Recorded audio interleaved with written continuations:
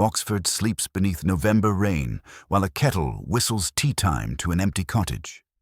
Dr. Elspeth Arden lies dead, her voice preserved on hidden tape, speaking truths that someone killed to silence. Before we enter this world of literary lies and lethal scholarship, I'm curious, where are you listening from tonight? Are you curled up in a library corner, walking through rain-soaked streets, or perhaps settling in with a glass of wine as darkness falls? Share with us where this Oxford mystery finds you. November in Oxford arrives like an old acquaintance who has learned the art of quiet suffering. The city wraps itself in mist and memory, its ancient stones exhaling centuries of accumulated sorrow into air that tastes of wet leaves and forgotten prayers. There are evenings when the city settles into itself with the soft exactness of a well-remembered bar of music, and this was such an evening, grey and undecided, the pavements nursing their film of rain. I had been sitting in my flat, watching darkness settle over the dreaming spires with that particular satisfaction that comes from having nowhere urgent to be and nothing pressing to accomplish.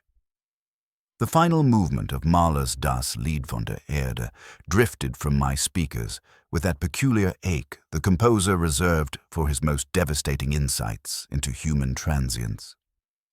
Der Abschied, the farewell, seemed especially appropriate as autumn tightened its grip on the world outside my window, that long diminuendo in which the voice seems to fold back into the orchestra and then into the silence beyond it. I had poured myself a glass of claret, something decent from a Burgundy vineyard whose name I could pronounce correctly only after the second glass, and settled into the leather armchair that had witnessed more of my contemplations than any living soul. The wine had gone just warm enough to taste of its own past, and I let the sound inhabit the place I could not fill myself. Before me lay the evening's crossword, that daily ritual of linguistic archaeology that never failed to provide either satisfaction or the particular frustration reserved for nearly grasped truths. One clue had been troubling me for the better part of an hour. Voice without body speaks from beyond. 9. The answer lurked somewhere in the periphery of consciousness, like a half-remembered melody that refuses to resolve itself into recognition. I tried, as I often do, to clear my mind by overfilling it. The first foolish answers float up like minnows. Telephone, too many syllables, too imprecise. Gramophone nudged me, all brass and burr, but the count would not obey. 9 letters, and something that held the idea of survival in it, the way a pressed leaf remembers a summer it never sees again. The telephone chose that moment to shatter the carefully constructed silence of my evening. The sound seemed almost sacrilegious against Mahler's dying cadences, but duty has never shown much respect for aesthetic sensibility. Lewis's voice carried that particular note of controlled urgency that I had learned to recognize over our years of partnership. That thin insistence I still think of as belonging to a single, monumental object, as if no other device could lay claim to speaking into the air. A body had been discovered in Bincy, he informed me, in one of those cottages that cluster around the village like survivors of some gentler age. Dr. Elspeth Arden, a name that meant nothing to me then, but would soon acquire the weight of accumulated significance that attaches itself to the dead in suspicious circumstances. She had been a fellow in English literature at St. Mallory's College, Lewis continued, his voice carrying the slight stiffness that always accompanied his recitation of academic credentials, which once upon a time could have been my own lost harbor if I had been made of a different salt.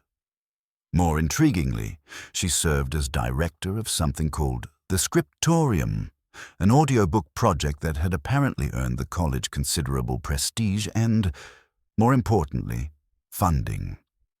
There was something almost medieval about the name, suggesting those ancient workshops where monks labored over illuminated manuscripts, preserving and transmitting the written word across the centuries.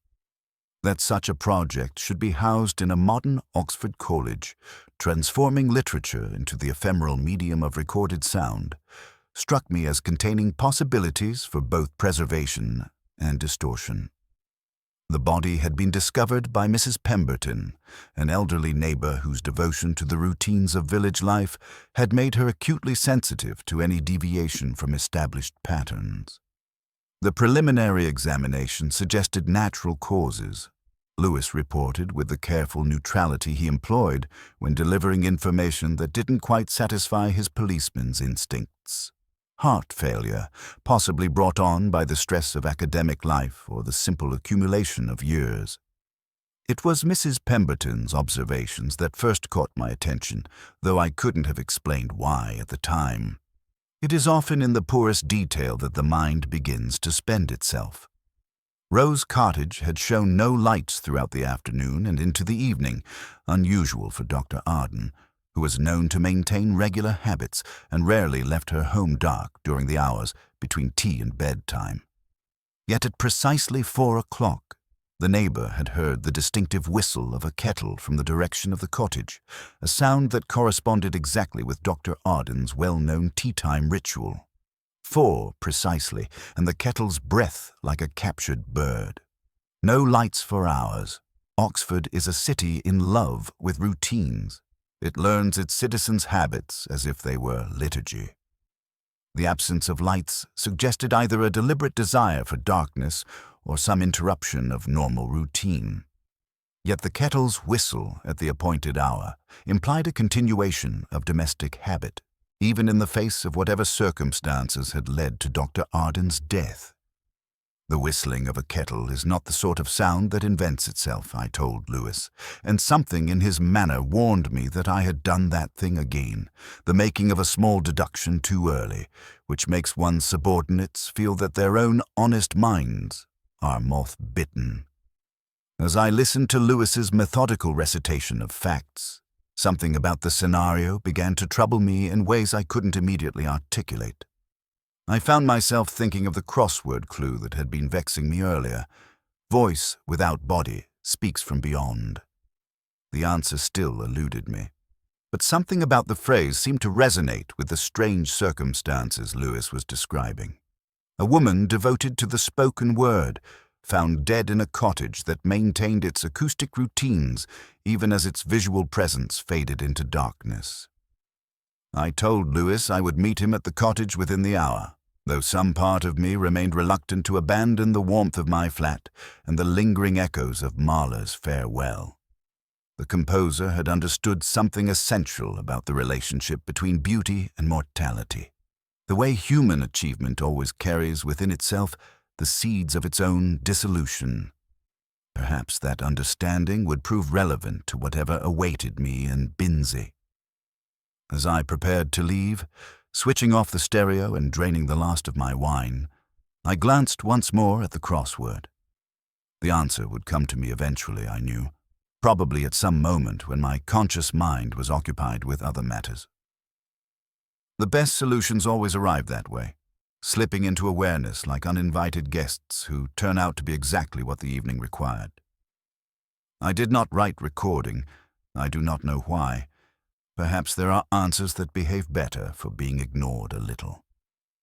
The November night received me with its familiar embrace of cold air and distant streetlights, each one creating a small island of visibility in the encompassing darkness. Oxford at night becomes a different creature entirely, its daylight certainties dissolving into something more mysterious and provisional. It seemed an appropriate setting for beginning an investigation into the death of a woman whose life had been devoted to giving voice to the written word, who had died in circumstances that suggested both routine and disruption, presence and absence, sound and silence. The kettle's whistle at 4 o'clock would haunt me throughout the case that followed, that small assertion of domestic order in the face of whatever chaos had claimed Dr. Elspeth Arden's life. Even then, with nothing proved and nothing lost that had not already left, I thought of a woman's cottage in Binzi, dark in the hour that once belonged to tea, and of a whistle that may have been hers or may have been merely the village telling itself its familiar story. St. Mallory's College wore its morning composure like a well-tailored, Shroud, the ancient stones exhaling centuries of accumulated discretion into air that tasted of wet leaves and institutional anxiety. The porter's lodge smelled of beeswax and yesterday's confidences, while somewhere in the quad a bell marked time with that pedantic patience known only to bell towers and bureaucrats. I have learned not to trust such studied tranquility. It too often conceals the creak of conscience beneath polished floorboards.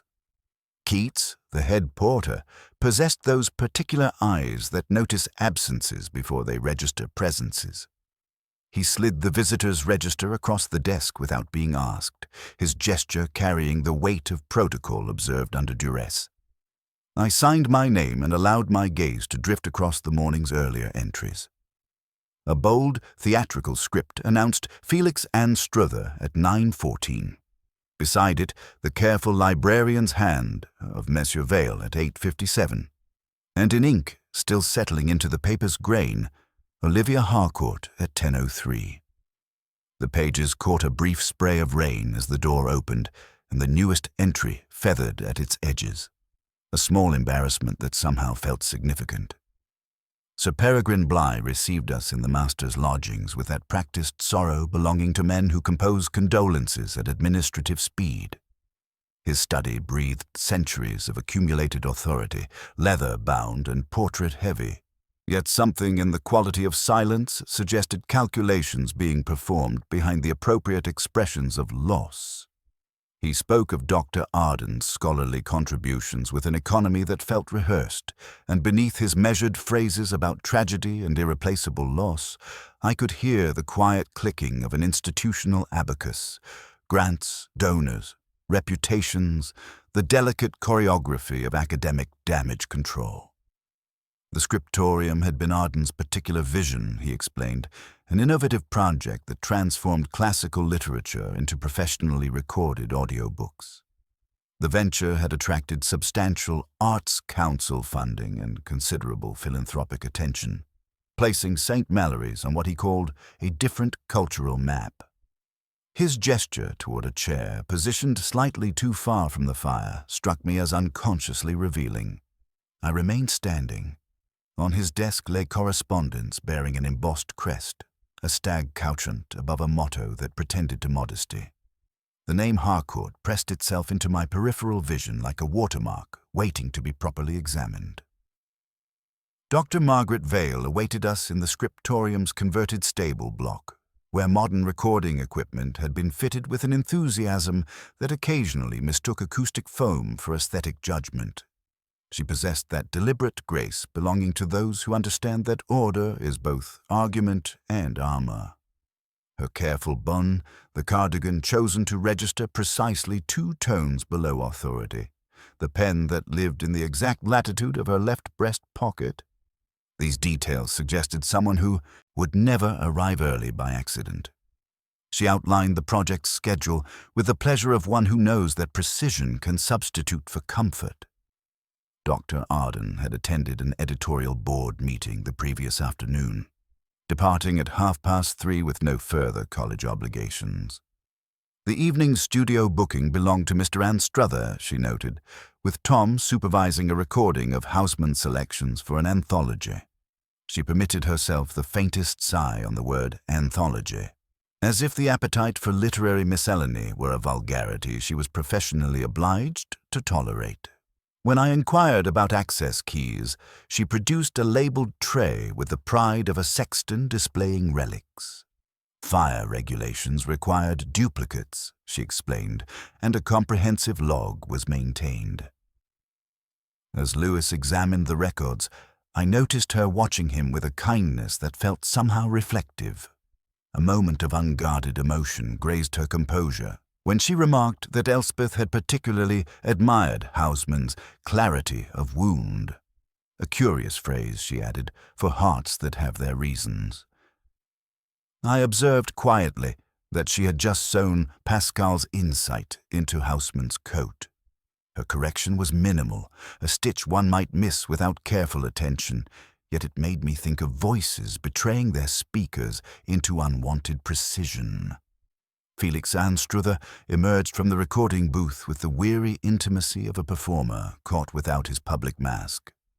The studio carried the particular atmosphere of contained breath and electronic vigilance, cables coiled like sleeping serpents among pop shields and microphone stands. He confessed to finding words uncooperative that morning, lying down before him and refusing animation. His collaboration with Dr. Arden, he said, had been founded on her belief that the ear could forgive transgressions the eye would never tolerate. His question about whether Arden had suffered attempted professional detachment but was undermined by hands that worried a battered Zippo lighter, a prop from some forgotten radio drama, he claimed. The thin crescent of nicotine near his ring finger's nail provided the shy testimony of a habit resumed under stress. When I asked about the previous evening's recording session, he explained that Tom had started them late due to a faulty preamp, and they had worked past 9 o'clock. His fondness for Houseman felt rehearsed when he described it as lovely, uncomplicated sorrow, like a kettle that never quite boils. He caught himself at the simile and looked away. In the studio log, I noticed the start time had been amended with schoolboy deliberation. A 6 transformed into an 8 with careful strokes. Tom Wicklow appeared with the pallor of someone too long acquainted with artificial light. Those professional headphones that leave their ghost impression on the skull had been adjusted too frequently, leaving red marks above his ears. He spoke of the previous evening's equipment, failure with the innocent ferocity of an engineer who would rather discuss flux capacitors than human grief. A failing resistor had been replaced using components cannibalized from a defunct reel-to-reel machine he maintained like a mechanical pet. His mouth bore a small nick where anxiety had found tooth and skin. He tried to fold it into something resembling a smile. On his desk, a dog-eared thesis proposal, metrical uncertainty in late Victorian verse, lay beside a bill from a bicycle shop, the 2 documents achieving a parallel desperation that spoke of academic poverty and practical necessity.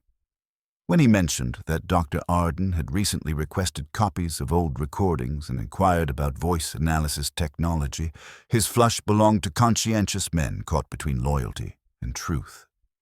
She had been hunting for something, he suggested, though he couldn't say what.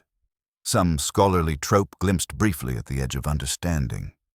Mrs. Olivia Harcourt arrived carrying the unmistakable authority of someone accustomed to rooms rearranging themselves in her presence. She brought expensive soap's fragrance and weatherproof composure, the way tall windows admit light without acknowledging seasons. Her apology for intruding felt more like a courtesy extended to lesser mortals than genuine regret. The Harcourt Archive, she explained, had been in preliminary discussions with Dr. Arden regarding potential collaborations. Nothing binding, merely the usual academic courtesies and mutual assurances. Her inquiry about a possible inquest was posed not from curiosity, but for scheduling purposes, delivered with that dignity which refuses sympathy as beneath its notice. Through the stairwell window, I observed her idling Jaguar occupying the Fellows' parking bay without apparent guilt, its number plate, OH12 LVA, wanting to be memorable without quite achieving cleverness. The uniformed driver maintained that posture of trained invisibility belonging to those who serve wealth discreetly. She mentioned, with the indifference of someone dropping facts like breadcrumbs, that Professor Edmund Hartwell had once supervised her husband's undergraduate thesis. The remark felt precisely placed, a pawn's move in some larger game. A recent letter from Dr. Arden had struck her as unusually urgent, though she professed ignorance of scholarly nomenclature and their secret urgencies. When she departed, her perfume lingered in the corridor like an expensive ghost, making the space feel both larger and somehow diminished. As evening claimed the quadrangle and rain refined itself into possessive mist, I remained briefly alone among the day's accumulated impressions. The crossword clue that had puzzled me the previous evening, voice without body, speaks from beyond, hovered above the scriptorium like a riddle waiting for its proper context. Here was a project devoted to precisely that phenomenon. Disembodied voices, giving new life to ancient words, breath transforming literature into something both preserved and transformed. Yet something in the morning's conversations suggested that voices, however carefully recorded, carry more than their intended messages. They betray their speakers into revelations, preserve evidence of deceptions, and sometimes speak truths their owners never meant to utter. In Rose Cottage, a kettle had announced tea time to no one in particular. Its whistle the last faithful gesture of interrupted routine. Below me, in rooms lined with acoustic foam, breath was being transformed into literature. In the quadrangle, rain continued its patient work of revision, and I began, finally, to listen for the voices that speak from beyond their intended silences. Binzi receives the living with that particular discretion belonging to places that have learned to keep their own counsel. Rose Cottage sat beside the Thames path like a confidence whispered in stone and timber, its windows reflecting nothing but November's gathering dusk and the weight of recent events. The constable, who had maintained the scene overnight, possessed that weary vigilance of men obliged to guard emptiness, and his relief at our arrival carried the gratitude of someone finally permitted to look away from death's small domesticities. The front door yielded to Lewis's key, with the reluctant sigh of wood that has absorbed too many Thames winters. Inside, the air held that peculiar stillness belonging to houses where routine has been interrupted mid-sentence. Not the comfortable quiet of evening's approach, but the suspended animation of life caught unaware by its own conclusion. The hallway carried the mingled scents of lavender polish and something else, something that might have been apprehension if anxiety possessed an odor distinct from the human sweat that usually accompanies it. My attention went immediately to the electrical supply. The main fuse box, tucked behind a narrow door near the scullery, told its own story with mechanical honesty. The switch sat in the off position with that deliberate satisfaction peculiar to toggles set by human intention rather than accident. No scorch marks, no blown fuses, no evidence of electrical failure. Someone had chosen to plunge the cottage into darkness. The switch bore the smooth wear of frequent use, suggesting this was not an unfamiliar action, perhaps Dr. Arden's habitual response to the Thames Valley's occasional storms. Yet the kitchen offered a different narrative entirely. The gas cooker showed clear evidence of recent operation, its surfaces still bearing the ghost warmth of interrupted preparation. I cupped my palm above the nearest ring and felt residual heat hovering like the last note of a phrase. On the enamel, a crescent of condensation had dried to a faint ring. The kettle, that same instrument whose whistle had announced tea time to an empty village, sat on the cold burner, its spout still slightly raised as if frozen mid-song. The sink, 2 teacups awaited attention with the mute testimony of interrupted hospitality. One had been hastily rinsed, its porcelain still damp, placed upside down on the draining board with the efficiency of someone eager to erase evidence. The other remained upright, bearing more eloquent witness, the amber residue of Earl Grey and, along the rim, the coral impression of lipstick applied with the careful precision of someone who understood that appearances matter even in solitude. The lipstick struck me as significant, not merely for its presence, which suggested Dr. Arden had expected company, but for its particular shade, a color that spoke of considered choice rather than casual application. Dr. Arden lay in the sitting room as if she had simply chosen an inconvenient moment for rest. The preliminary examination had been conducted with professional gentleness, and nothing in her position suggested violence or struggle. Heart failure, the police surgeon had noted with the satisfaction of a diagnosis that aligned with observable evidence. Her face held the composed expression of someone who had been reading when sleep overcame her, which, in a curious sense, proved to be precisely accurate. On the side table beside her chair lay a first edition of Virgil's Aeneid. its pages spread to Book 4, with the particular care belonging to volumes that have been consulted rather than merely displayed. The passage visible dealt with Dido's discovery of Aeneas's betrayal, the Queen's realization that love and politics make uncomfortable bedfellows. Someone had marked the text with pencil annotations, light strokes that suggested familiarity rather than first encounter. The book's placement struck me as deliberate, open to lines that seemed to comment obliquely on themes of loyalty and deception, positioned at precisely the angle that would catch a reader's attention. The kitchen table revealed another small mystery. An unfinished crossword lay beside the morning paper, its grid half-populated with answers that struck me as curiously elementary for someone of Dr. Arden's intellectual caliber. The clues possessed none of the Baroque complexity I associated with serious puzzlers. No wordplay, no classical allusions, no linguistic archaeology. Instead, large feline, 4. Capital of France, 5. Opposite of hot, 4. The simplicity felt almost deliberate, as if the puzzle had been chosen not for challenge, but for its capacity to occupy hands and mind during periods of nervous waiting. Beside the crossword lay a fountain pen, a vintage waterman with the particular patina that comes from years of scholarly service. Its nib bore a small accumulation of dried ink, suggesting recent use, yet the crossword entries were clearly written in ballpoint.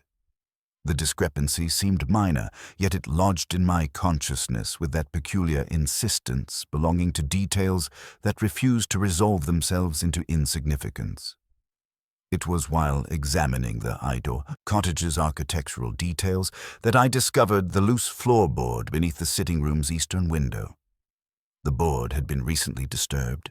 Sawdust still clung to its edges with the freshness of recent excavation.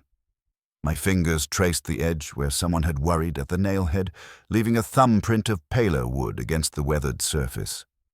Lewis observed that I seemed to hear creaks everywhere.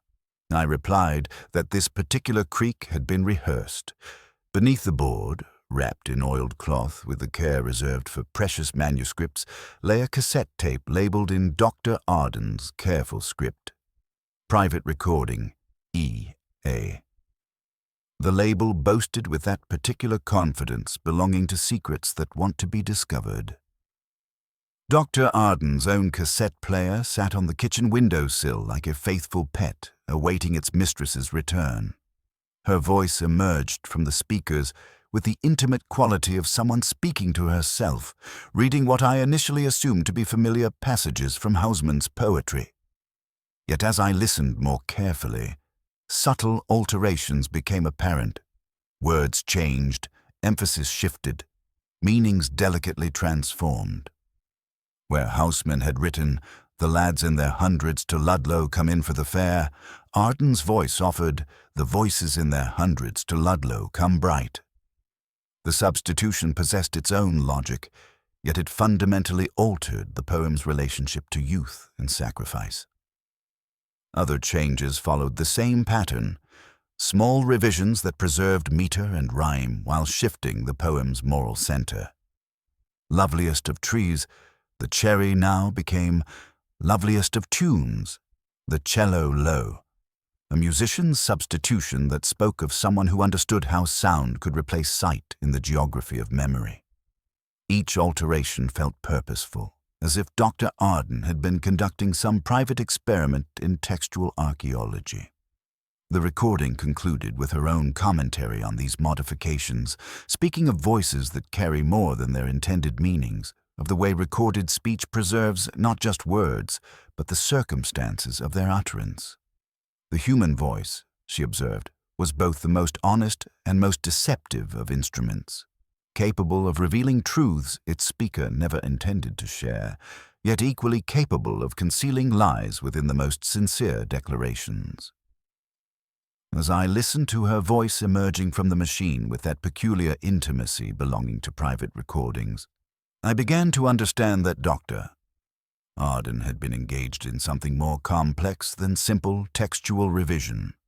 She was documenting the malleability of meaning itself, the way context could transform familiar words into entirely different statements. The tape felt less like scholarly exercise than like evidence, but evidence of what remained tantalizingly unclear. The cottage yielded no further immediate secrets, yet its atmosphere continued to trouble me as we prepared to leave. The combination of deliberate darkness and maintained domestic routine, the elementary crossword beside the sophisticated fountain pen, the classical text open to themes of betrayal, the hastily rinsed teacup beside its lipstick-marked companion. Each detail felt simultaneously significant and elusive, like fragments of a conversation overheard through walls. Lewis locked the door behind us, with the satisfied air of a man who believes that physical security can contain metaphysical mysteries.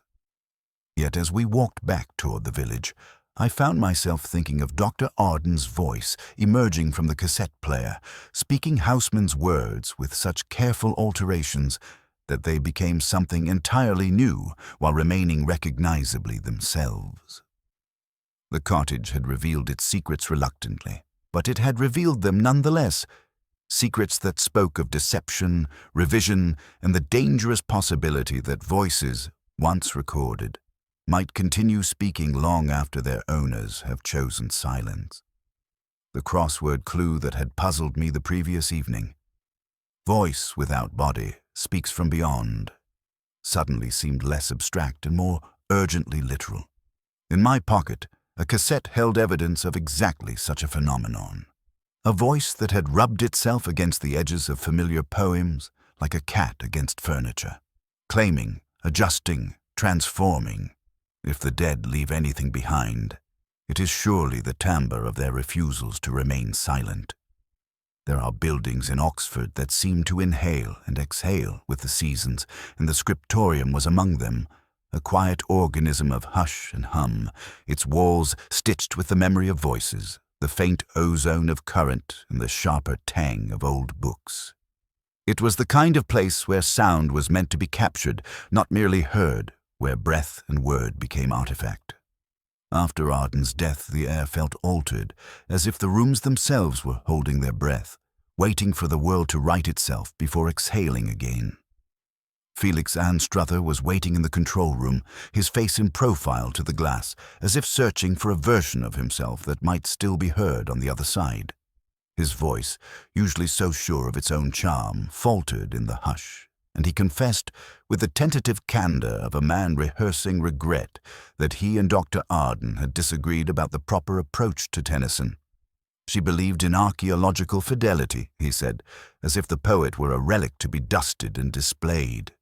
He, on the other hand, preferred the living tongue, a voice that moved with the century's wind and let the ear be its judge. She insisted on preservation, he on performance. In the end, he said, we were both correct and both alone. His account of the night she died was delivered with professional polish. He had begun recording in the studio just after 6, or perhaps it was 8. The hour had slipped, he said, because of technical delays. Tom, he insisted, would confirm. The studio log lay open, dates and hours arranged in their neat columns. I let my hand drift over the entry for that evening, a 6 overwritten to become an 8, the ink darker, pressed in with the deliberation of someone for whom correction was an act of faith. The initials beside it, MV, were not Tom's brisk scrawl, nor Felix's theatrical loops, but the careful, teachable hand of Margaret Vale. Why amend the time? I asked, as if inquiring about the weather. Felix's thumb flicked his lighter open and closed, a small rhythm of anxiety. Because she liked things tidy, he said, meaning Dr. Vale. She believed that numbers, when properly arranged, could make the world orderly again. There was also the question of Booth A and Booth B. We used A, Felix said, because B was giving us static. The log, however, asserted B with a kind of confidence only ink can muster. I mentioned this as one might mention the likelihood of rain. Felix's eyes found the glass again and did not return. Tom Wicklow, summoned from his warren of cables and blinking meters, arrived with a coil of wire over his shoulder and the pallor of someone who had not seen honest sunlight in a week. He confirmed that technical problems had delayed the session. A faulty preamp, he said, replaced from old stock. Yes, they had started late. The log had been amended, but not by him, and when I turned the book his way, he shrank from the initials as if they belonged to someone else's confession. His fingertips bore the pale, glossy scars of a man accustomed to razors. "You've been cutting tape," I observed. He said a donor preferred the old reels, but his voice did not quite ring true. It was when I probed further about Arden's recent inquiries that Tom's reserve faltered. She wanted copies of the earliest scriptorium recordings, he said, not the clean, published versions, but the raw takes. She asked about voice analysis, spectral graphs, formant tracking, the sort of thing linguists dream about. Could a voice be dated by its vowels? Could an accent be made to sound older than it was? She was searching, he said, for something in the way people spoke, something that might have changed or been hidden or never existed at all. He tried to laugh, but the sound did not survive the room. Dr. Margaret Vale received us in the scriptorium's meeting room, surrounded by ledgers and the kind of shelving that pretends to be older than it is. Her composure was as crisp as her collar, her manner efficient to the point of severity. She presented the scriptorium's finances and schedule with the satisfaction of someone who believes that order is its own reward. Yes, there had been friction, funding, readers' fees, the Harcourt archive, but nothing out of the ordinary. Arden was a demanding editor. The project would continue. When I asked about Arden's will in the manuscript collection, she hesitated. A flicker, barely there, but enough. The future of the collection, she said, would depend on the terms of Arden's bequest and the college's willingness to honor her wishes. If the Harcourt papers came to St. Mallory's, the scriptorium would be the natural home. I let her arrange her ledgers, her hands resting lightly on the covers as if listening for a heartbeat. And the logbook. Why the amendment? For the auditors, she said briskly. Fire regulations. Accuracy. The answer was too neat, too well arranged, and I let it slide into the silence between us. Mrs. Olivia Harcourt had the kind of presence that makes rooms adjust themselves. She spoke of Dr. Arden's correspondence with the detachment of someone used to handling valuables. Her late husband's archive was, as ever, a subject of negotiation. But Arden's last letter, she said, had been different. There was an urgency, a sense that something was about to be discovered or revealed. Arden had written about authentication, provenance, and the moral temperature of a collection, a phrase Mrs. Harcourt repeated with a faint, ironic smile. The letter had arrived on heavy cream paper, the words almost trembling in their urgency. It had unsettled her, she admitted, though she attributed it to the usual academic anxieties. She mentioned, too, that her husband and Professor Hartwell had once been supervised by the same Don, a small detail, offered with the precision of someone who understands that in Oxford, connections matter more than answers. The day settled into rain, the scriptorium's lights blinking against the gloom. I lingered over the studio log, the careful amendment, the initials MV and what they might mean. Voices, I thought, are never quite as contained as we imagine. Arden's final weeks were marked by a kind of anxiety, her inquiries into old voices, her urgent correspondence, her need to document not just words, but the conditions of their utterance. The cassette found in her cottage, with its altered Houseman verses, echoed in my mind. A voice seeking to preserve or uncover something lost. In the end, the scriptorium was not just a place of preservation, but of revision, where sound could be edited, time amended, and records made to fit the needs of the living. Arden had sensed this, perhaps too late. The clues were all here, the amended log, the questions about voices, the anxious letter, the collision of ambition and preservation. Yet nothing resolved, not yet. The voices lingered, each telling its story, each refusing to be silenced.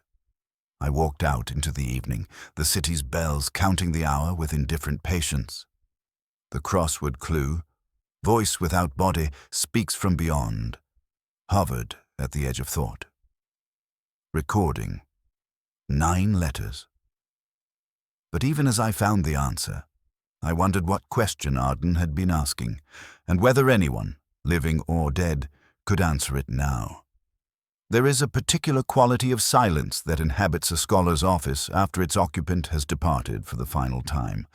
Not the comfortable quiet of evening's approach, but something more profound, as if the accumulated weight of years spent in pursuit of truth had settled into the very walls like sediment. Dr. Arden's rooms in St. Mallory's Tower possessed this haunted stillness, the November light filtering through diamond-paned windows, with that wan quality belonging to illumination that has learned not to expect too much of itself. The office exhaled the mingled scents of old paper and Earl Grey, leather bindings, and something faintly herbal that might have been rosemary or the ghost of forgotten tea. Her desk faced the narrow window that admitted Oxford's grey, obedient morning, and upon its surface lay the careful archaeology of a life devoted to the precise arrangement of words and meanings. I found myself thinking of those medieval scribes who had labored in similar towers, preserving and transmitting knowledge across centuries, never suspecting that their modern successors might one day be called upon to distinguish between preservation and fabrication. Lewis had been cataloguing personal effects with his characteristic thoroughness, but I was drawn to the professional detritus. The stacks of journals, the annotated manuscripts, the filing system that revealed a methodical mind, confronting increasingly urgent questions. Among the papers, a manila folder marked Harcourt Collection, Provenance Research, lay slightly askew, as if recently consulted and hastily returned. The word provenance carried particular weight in academic circles. The lineage of a text, its chain of custody, its claim to authenticity. In Arden's careful script, it had acquired the gravity of an indictment. The folder's contents told a story that would have destroyed careers and reputations with surgical precision. Arden had been conducting what she termed forensic philology on a manuscript known as the Codex Lycius, a collection of supposedly ancient Greek lyrical poetry that had formed the cornerstone of Professor Edmund Hartwell's scholarly reputation 30 years earlier. Hartwell's groundbreaking translation and commentary had established him as a leading classicist, secured his position at Cambridge, and provided the intellectual foundation for projects like the scriptorium itself. Her research notes read like a quiet demolition conducted with academic courtesy. Spectroscopic analysis of ink samples revealed chemical compounds unknown to ancient scribes. Paper fibers showed signs of artificial aging. Most damning of all, the Greek text itself contained subtle linguistic anachronisms, syntactic patterns, and vocabulary choices that belonged to the 18th century rather than the classical period. The Codex Lycius, that sacred foundation of modern classical scholarship, was an elaborate forgery. The implications spread through the academic community like cracks through ancient stone. Hartwell's career, built upon this supposedly miraculous discovery, would crumble. The scholars who had built upon his work would find their own foundations undermined. The scriptorium, conceived as a monument to classical literature's enduring relevance, would be revealed as a temple erected to a beautiful lie. I found myself thinking of the forger, for there had surely been one, and the peculiar mixture of love and deception required to create something so convincing that it could fool generations of experts. Arden's methodology had been painstaking. She had traced the manuscript's provenance through the Harcourt family archives, discovering that their 18th century ancestor had been, among other pursuits, an accomplished creator of historical forgeries. The family had apparently maintained the manuscript as a curiosity rather than a sacred relic, unaware that it would one day be presented as genuine classical literature. Her notes carried the weight of reluctant certainty. This was not a scholar eager to destroy reputations, but someone compelled by evidence to acknowledge an uncomfortable truth. Among the papers, I discovered a copy of a letter addressed to the College Ethics Committee, dated 3 days before her death. The language was diplomatically precise, a matter of academic integrity with far-reaching implications, requiring urgent consideration of all parties involved. She had requested a meeting for the day after her death, a meeting that would never take place, a revelation that would die with its discoverer. The timing felt less like coincidence and more like calculation. The hidden cassette recording from Rose Cottage suddenly acquired new significance, its altered Houseman verses transforming from scholarly exercise to coded message. Arden had been demonstrating how easily familiar texts could be manipulated, how subtle changes could preserve the appearance of authenticity while fundamentally altering meaning. The recording was her insurance policy, a voice that would speak from beyond if she could not speak for herself. Her observation about the human voice being both honest and deceptive took on prophetic weight. She had discovered a voice from the past that had been lying for 30 years. I thought of the web of relationships that connected all the players in this academic drama. Mrs. Harcourt, whose family collection harbored the forged manuscript. Professor Hartwell, whose career depended on its authenticity.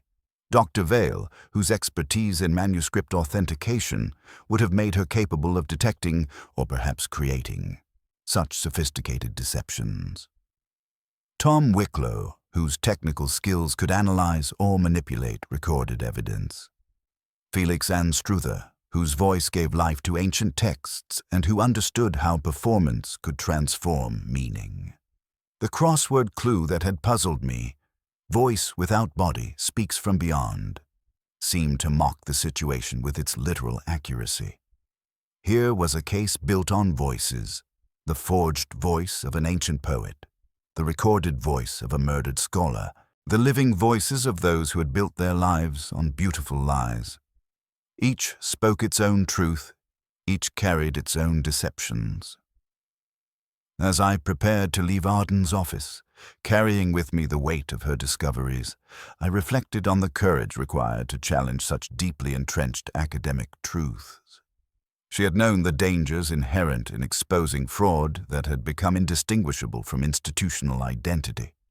Her death had silenced one voice, but voices, I was learning, have ways of speaking even from beyond the grave. The November afternoon was fading as I descended the tower stairs, each step echoing in the stone stairwell like a countdown to revelation.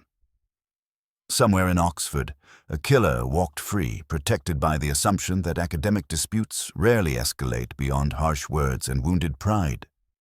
But Arden's research had proved that in the world of scholarship, where reputations are currency and truth is commodity, even the most civilized communities can harbor the most primitive motives. The kettle's whistle at 4 o'clock would continue to haunt me. That small assertion of domestic order in the face of chaos, a voice crying out in an empty cottage, announcing tea time to no one at all. Like the forged manuscript, it was a sound that carried more meaning than its creators had intended, a voice that spoke truths its makers never meant to utter. Oxford's porters possess a particular species of institutional memory, not the scholarly variety that accumulates footnotes and citations, but something more elemental, a kind of living archive that absorbs the daily rhythms of college life until they become indistinguishable from personal history. Keats had been watching St. Mallory's gates for 37 years, and his lodge smelled of beeswax, wet wool, and the soft iron of keys, that peculiar mixture of authority and service that belongs to those who guard the threshold between the world and academe. I found him updating the college register as November darkness settled over the quadrangle with its familiar melancholy, the short day folding into itself like a prayer book closing. The radiator hissed with patient disapproval of the weather, and somewhere beyond the diamond-paned windows, a stare sighed under the weight of late scholars returning from their various pursuits of truth. Keats looked up as I entered, that flicker of recognition passing between us, the silent acknowledgement shared by those who deal in the less savory aspects of human nature. He poured 2 mugs of tea and set mine closer to the ledger, a small tactic that made access look accidental. I told him as much, and he smiled into his moustache, saying that habit was an old porter's only weapon against the endless curiosity of those who believe themselves entitled to institutional secrets. We spoke initially of Dr. Arden, of that hushed corridor of grief that passes through college communities when death arrives unexpectedly. But I sensed he had been keeping something in his pocket too long, waiting for the proper moment to reveal it. "Do you recall her?" he asked finally, opening the ledger to a page that had browned at the edges. His finger pressed to a line of elegant script. "Sarah Wicklow, graduate student." The name hung in the air between us like a half-remembered melody, and I realized that Tom's surname had been trying to tell me something I had been too distracted to hear. There she was in the register from 10 years ago, a precise hand recording her departure at 1912, Rivergate Quay signed out, and at 22:05, ominously, no return entry. Across the margin, a porter's note in darker ink recorded the key found on its hook at 22:40. "That wasn't my writing," Keats said, letting the remark travel the short distance to implication on its own legs. He remembered that autumn evening with the particular clarity that attaches itself to traumatic events. A soft rain had been falling, the kind that makes the river treacherous and the paths slippery with accumulated leaves. Sarah had been a promising classicist, working on something to do with ancient manuscripts and their authentication, the same territory that now concerned Dr. Arden. She had been bright, unusually so, with that infectious enthusiasm for truth that sometimes proves dangerous in academic communities where certain verities are not meant to be questioned. The official inquiry had called it accidental drowning, that gentle verdict which closes cases without necessarily answering questions. Sarah had been found the next morning among the willows where the Isis keeps its secrets, her punt discovered unmoored and drifting. The committee that investigated her death had included several senior fellows, among them Dr. Arden herself, then younger but already possessed of that formidable intellect that would later make her reputation. They had concluded that there was no evidence of foul play, no suggestion of anything beyond a tragic accident involving a young woman who had perhaps stayed too late at her studies and misjudged the river's evening moods. Yet the family had never accepted this conclusion, Keats revealed with the careful discretion of someone who understood the difference between official truth and private conviction. Sarah's parents, decent people from Yorkshire, had believed their daughter had discovered something dangerous, something that made certain people uncomfortable enough to wish her permanent silence. They had spoken of threatening letters, of pressure to abandon her research, of a growing sense that she was being watched. The father, a retired schoolmaster with his own understanding of institutional politics, had made inquiries of his own, but academic communities possess sophisticated methods for protecting themselves from unwelcome scrutiny. Keats's memory yielded specific details that transformed speculation into evidence. Sarah had been seen arguing with Professor Hartwell on the afternoon before. Her death, their voices carrying across the quadrangle with unusual intensity. She had also met with Dr. Vale in the library, a conversation that had ended with Sarah leaving abruptly, her face flushed with what might have been anger or fear. Most significantly, there had been an envelope addressed to Dr. Arden in Sarah's careful script, left at the porter's lodge to be placed in the master's bag if not collected.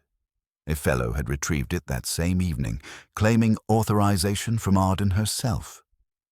Keats believed, though he could not be certain, that Dr. Vale had taken it, exercising that quiet authority which librarians wield over all forms of written communication. The revelation transformed my understanding of Tom Wicklow's presence at the college. He was not merely a sound engineer who happened to work with the same manuscripts his sister had studied. He was someone with profound personal reasons for questioning their authenticity, someone whose technical skills could serve either justice or vengeance with equal facility. His recent inquiries about college security arrangements, about access schedules and after-hours protocols suddenly acquired sinister possibilities. As Keats spoke, I found myself reconstructing the parallel between past and present with growing unease. Sarah Wicklow, investigating manuscript authenticity, had died before she could reveal her findings. Dr. Arden, pursuing similar research, had died on the eve of her planned disclosure to the Ethics Committee. The pattern suggested not coincidence but calculation, a willingness to protect academic reputations through the most extreme means available. The porter's final observation stopped me at the threshold as I prepared to leave. He remembered Sarah wearing her college scarf on what had been an unseasonably warm afternoon, a detail that had puzzled him at the time. She had said, when he remarked upon it, that the river keeps its own weather, a curious phrase that had lodged in his memory like a burr. Looking back, he wondered if she had been preparing for something more formal than an evening study, some meeting or confrontation that required her to present herself as belonging unequivocally to the institution whose foundations she was about to shake. Walking back through the darkened streets toward my flat, I reflected on the way the past refuses to remain buried in places where memory is both currency and weapon.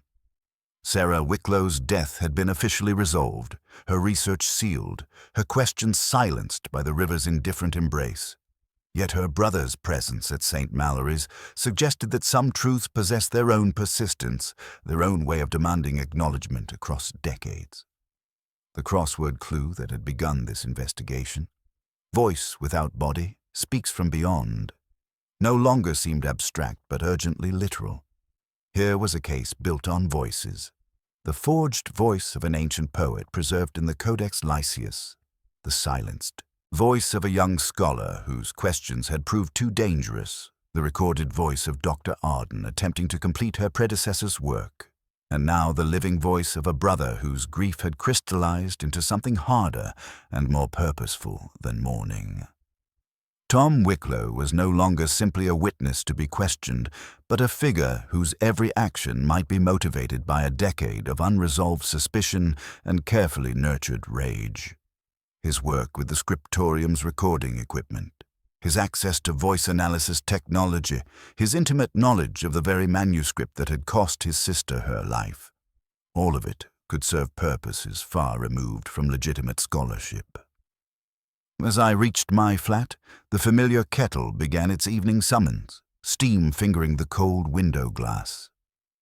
I thought of a photograph gathering dust in a porter's lodge, of a young woman's voice forever silenced by dark water, and of her brother's patient, methodical quest for answers that the official world had denied him.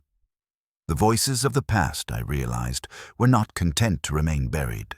They whispered from hidden cassettes, from amended logbooks, from the very stones of Oxford itself, demanding to be heard, demanding justice, demanding that someone finally listen to what they had been trying to say all along. November afternoons in Oxford possess a peculiar talent for conspiracy, the way gray light arranges itself to support whatever theory the mind wishes to construct. That particular day, as I sat reviewing the accumulated evidence against Felix Anstruther, even the rain seemed to trace diagrams of guilt against my office window. I should have recognized such obliging weather as a warning. The universe rarely cooperates so readily with human conclusions. The case against Felix assembled itself with the methodical satisfaction of a well-rehearsed performance. His alibi for the evening of Dr. Arden's death bore all the hallmarks of theatrical improvisation conducted under pressure. The studio log, amended with that careful precision belonging to someone who understood that details matter in official inquiries, told its own story. The original 6, overwritten to become an 8, carried beside it the neat initials M.V. Not Tom Wicklow's hurried scrawl, nor Felix's own theatrical flourishes, but Dr. Margaret Vale's librarian's script. Someone had provided him with an alibi, and someone with institutional authority had made it official. Access presented no difficulties for a man who had spent months collaborating with Dr. Arden on the scriptorium recordings. Felix knew her routines with the intimacy of a frequent visitor. The 4 o'clock tea that marked her afternoon's rhythm, the unlocked cottage door during daylight hours, the location of fuse boxes and gas taps.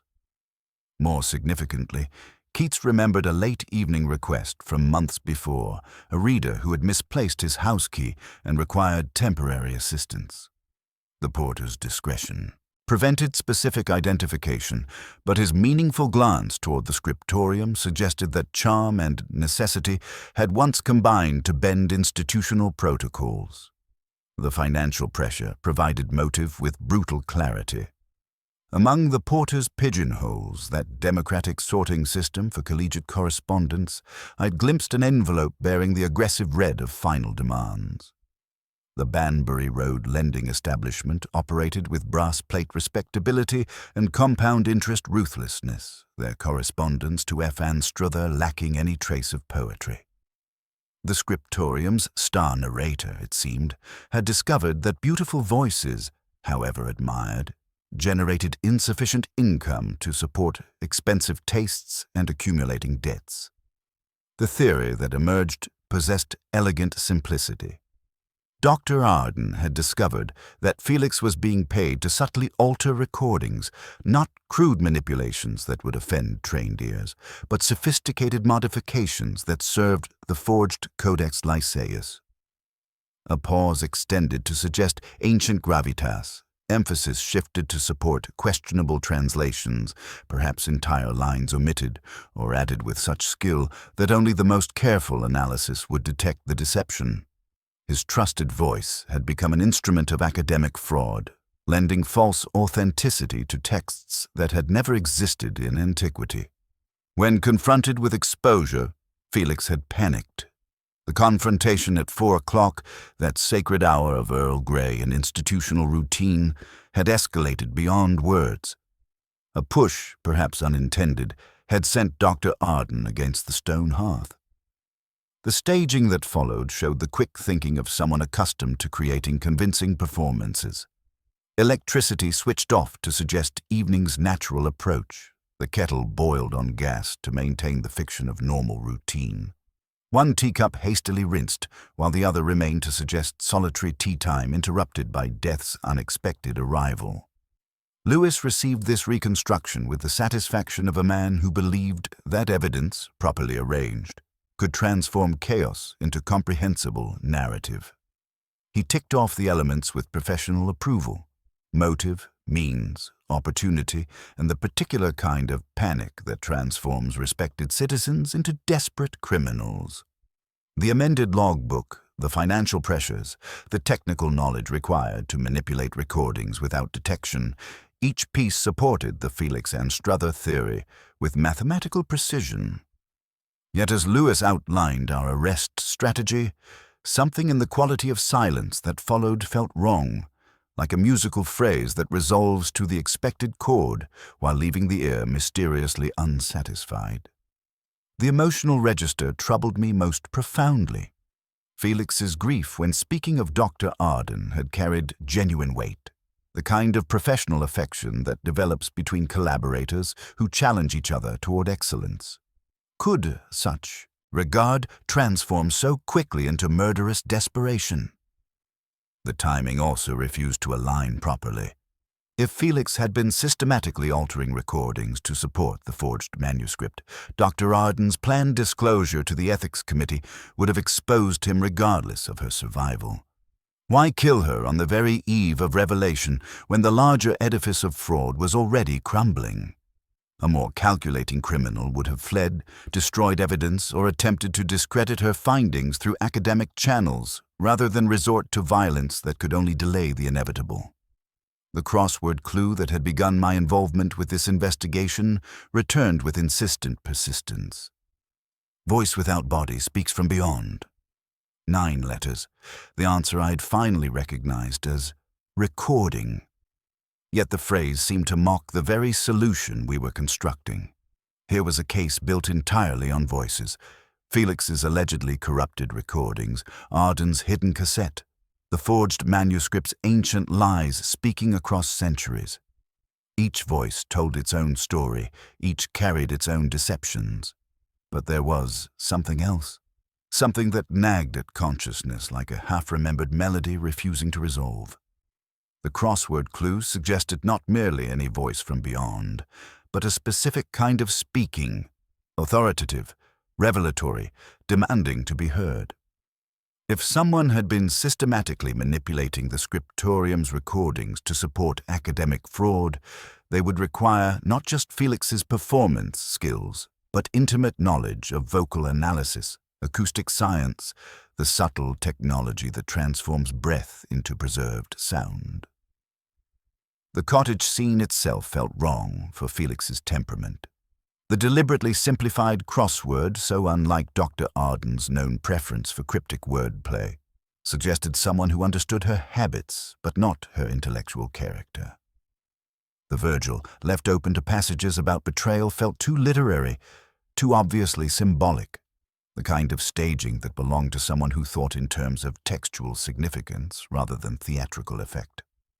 Felix was vain of his learning, but his vanity ran toward performance rather than pedantry. As November darkness settled over Oxford and Lewis departed with his satisfied certainty, I poured myself a glass of wine and allowed the day's accumulated doubts to surface fully.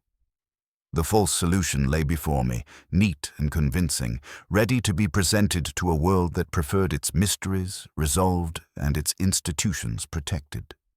Yet something in the cottage's carefully arranged silence suggested that the real voice in this case, the one speaking from beyond, had not yet been properly heard. The human voice, I reflected, carries patterns deeper than conscious intention. It betrays speakers into unwanted honesty, preserves evidence of deceptions, and sometimes reveals truths its owners never meant to utter. If the Codex Lycius was indeed a sophisticated forgery, and if the scriptorium's recordings had been manipulated to support its authenticity, then the real criminal possessed not just Felix's performance skills, but the technical expertise to analyze, modify, and reproduce human speech with scientific precision. Such knowledge belonged not to actors, but to scholars, not to performers, but to those who studied the very mechanics of voice itself. Somewhere in Oxford's labyrinth of academic specialization, someone understood that voices could lie as eloquently as they could sing, that recorded speech could be edited not just for clarity, but for meaning, that the most trusted instruments of human communication could become vehicles for the most sophisticated deceptions. The crossword clue whispered its truth across my consciousness. The voice without body that spoke from beyond was still speaking, still demanding justice, still refusing to be silenced by our premature satisfaction with convenient solutions.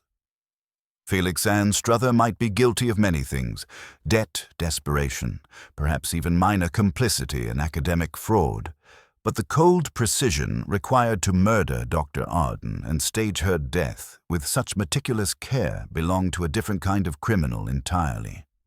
As the city's bells marked another hour's passage with their indifferent accuracy, I realized that we had been listening to the wrong voice all along, mistaking the instrument for the musician, the performer for the composer.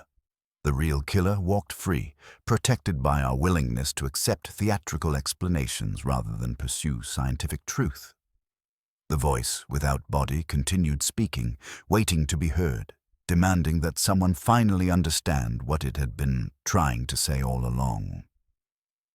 There exists in Oxford a particular species of November evening that seems designed for the reconsideration of certainties, when the grey light filtering through ancient windows carries with it the weight of accumulated doubt. I sat in my flat, the remnants of a claret warming in my glass, while the false solution to Dr. Arden's death arranged itself before me with all the satisfaction of a crossword puzzle completed too hastily. Lewis had departed with the robust confidence of a man who believed that Felix Anstruther's guilt possessed sufficient dramatic weight to satisfy both justice and paperwork.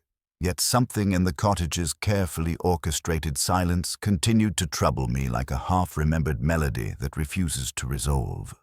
The Bodleians' reading room breathed that cathedral hush which libraries cultivate to remind scholars that knowledge, properly handled, constitutes the most reliable form of power. I had requested Dr. Margaret Vale's academic records, ostensibly to understand her qualifications for overseeing the scriptorium's authentication processes, but in truth pursuing that peculiar instinct which suggests that the most dangerous criminals are often those who appear most indispensable to the institutions they betray. What emerged from those carefully preserved documents was a curriculum vitae of startling breadth and troubling specificity. Her doctoral dissertation, completed 28 years earlier at Cambridge under the supervision of Professor Edmund Hartwell himself, bore the precisely forbidding title Scribal Interpolation and Textual Authority in late classical manuscripts. The temporal coincidence struck me with the force of revelation. Vale had been among Hartwell's students at precisely the period when the Codex Lycius had emerged from obscurity to transform his career and establish the scholarly foundation upon which projects like the scriptorium would later be built. Her subsequent publications revealed an almost obsessive fascination with the methods by which medieval forgers had deceived Renaissance scholars, their techniques for aging paper, their mastery of period-appropriate inks and binding materials. She possessed, in other words, not merely the theoretical knowledge to detect sophisticated forgeries, but the practical expertise to create them with sufficient skill to fool generations of experts. The woman I had initially dismissed as a meticulous librarian was, in fact, one of the world's leading authorities on the precise art of textual deception. I found myself reconsidering every aspect of her behavior throughout our investigation with this new understanding, casting shadows where I had previously seen only professional competence. Her meticulous attention to the studio logs, her careful amendments to recording schedules, her particular interest in Dr. Arden's will and the future of the manuscript collection. Each detail acquired sinister possibilities when viewed through the lens of someone protecting not merely a career, but an entire edifice of scholarly achievement built upon beautiful lies. The scriptorium's meeting room had smelled of beeswax and institutional authority when I encountered her there, surrounded by ledgers that seemed to exhale decades of accumulated secrets. She had spoken of finances and schedules with that librarian's precision, which I now recognized as something more complex, the methodical care of someone who understood that documentation was a form of control, a way of imposing desired narratives onto the untidy chaos of events. Her fingers had rested on the covers of those books, as if seeking a pulse, and I realized now that she had been listening, not for life, but for the subtle rhythms of deception successfully maintained. When I had inquired about Dr. Arden's will and the manuscript collection's future, her hesitation had been so brief as to seem natural, yet it betrayed someone calculating the implications of various possible answers. She had mentioned the senior common room tea at 4 o'clock, with the confidence of someone whose alibis had been carefully rehearsed, noting that the chapel bell marked the hour with 2 short chimes and 1 long. Yet chapel had been under scaffolding that week, its bells silenced by cables and safety notices. Her immediate correction to the lodge clock, which chimes the hour plain, revealed a mind that never erred, caught in the act of manufacturing false precision. The cottage scene itself began to transform under this new scrutiny, its carefully arranged domesticity revealing the hand of someone who understood that crime scenes tell stories, and that stories, properly constructed, can direct attention away from their authors. The deliberately switched-off electricity spoke not of theatrical panic, but of practical knowledge. Someone who knew precisely where the fuse box was located and possessed the methodical temperament to plunge the cottage into darkness, not from fear of being seen, but from respect for the economy of concealment. The hastily rinsed teacup beside its lipstick-marked companion no longer suggested interrupted hospitality but careful staging. Vale would have understood the power of suggestion, the subtle art of creating impressions while removing inconvenient evidence. The elementary crossword puzzle, so unlike Dr. Arden's known preference for cryptic wordplay, felt like the work of someone who understood intellectual habits well enough to misrepresent them. A scholar's quiet sneer at the victim's intelligence, a signature of cerebral arrogance disguised as misdirection. Most damning of all was the emotional register of the crime itself. Felix's guilt had required passionate desperation, the kind of theatrical violence that leaves its own evidence in the form of careless mistakes and unconsidered consequences. But here was something different entirely. A killing that emerged from intellectual pride, executed with the same methodical precision Vale brought to manuscript cataloguing. Every detail had been considered, every possible interpretation anticipated, every piece of evidence arranged to support a narrative that would satisfy official inquiry while protecting the larger deception. Her investment in the scriptorium's success was not merely professional, but existential. If the Codex Laicus was indeed a sophisticated forgery, and if she had been complicit in its creation or authentication, then the project she had helped establish was built upon the same beautiful lie that had launched Hartwell's career and secured her own position within Oxford's academic hierarchy. Dr. Arden's planned disclosure to the Ethics Committee threatened not just individual reputations, but the entire intellectual edifice that had sustained them for 3 decades. The crossword clue that had haunted this investigation from its beginning, voice without body, speaks from beyond, suddenly acquired fresh significance. The answer was indeed recording, but not in the sense I had initially understood. Here was a case built on voices that had been lying for 30 years. The forged voice of an ancient poet preserved in the Codex Lycius, the recorded voices in the scriptorium's archives that might have been subtly altered to support false authenticity, and now the voice of Dr. Arden herself, speaking from beyond through the evidence she had carefully preserved against those who might wish to silence her. As November darkness settled over Oxford's dreaming spires, I reflected on the peculiar nature of academic crime. In other contexts, murder springs from primitive emotions that leave their own crude signatures. But here was intellectual violence of the most sophisticated kind.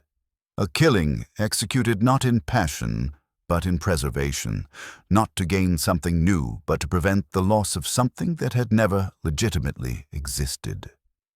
Dr. Vale had murdered with the same quiet precision she brought to her scholarly work, understanding that the most dangerous truths are those that threaten the orderly arrangement of accepted knowledge. The voice without body that spoke from beyond was not, after all, any technological artifact, but something more fundamental. The voice of truth itself, demanding to be heard despite decades of careful silencing, insisting that even the most beautiful lies must eventually yield to the patient archaeology of genuine scholarship. Somewhere in Oxford's labyrinth of ancient buildings, surrounded by the books and manuscripts she had spent her life organizing and protecting, Dr. Margaret Vale continued her work with the same methodical precision that had characterized both her scholarship and her crimes. She was, I realized with a chill, that had nothing to do with November's approach, the perfect librarian, someone who understood that preservation and destruction were often indistinguishable, that the most effective way to silence inconvenient voices was not to shout them down, but to catalogue them out of existence with quiet, institutional authority. The kettle's whistle at 4 o'clock would continue to haunt me, that small assertion of domestic order in the face of chaos, a voice crying out in an empty cottage while its maker walked free, protected by the assumption that academic disputes rarely escalate beyond harsh words and wounded pride. November nights in Oxford possess a particular quality of expectant silence, as if the ancient stones themselves are holding their breath, waiting for secrets to surface from the depths of accumulated time. I found myself in the scriptorium's analysis suite well past midnight, the rain tracing irregular patterns against windows that reflected nothing but my own troubled countenance and the soft glow of electronic equipment that promised, with digital certainty, to transform doubt into evidence. The room exhaled the mingled scents of warm circuitry and old paper, that peculiar marriage of past and present that characterizes institutions where human voices are regularly captured and preserved.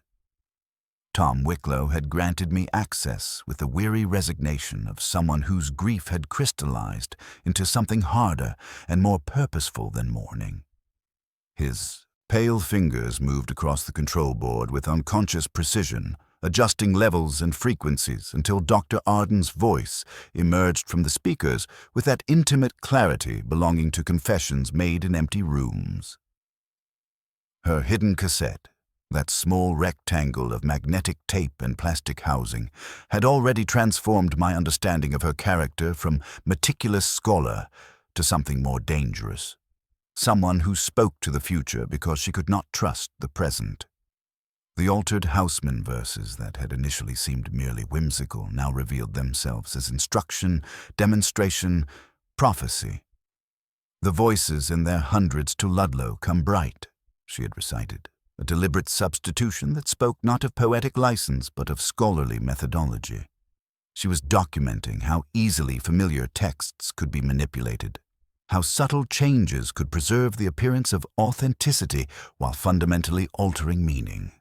The spectral analysis software painted her voice in colors that transformed sound into visual evidence, each syllable becoming a landscape of frequencies and formants that could be measured, compared, and traced across decades of accumulated recordings.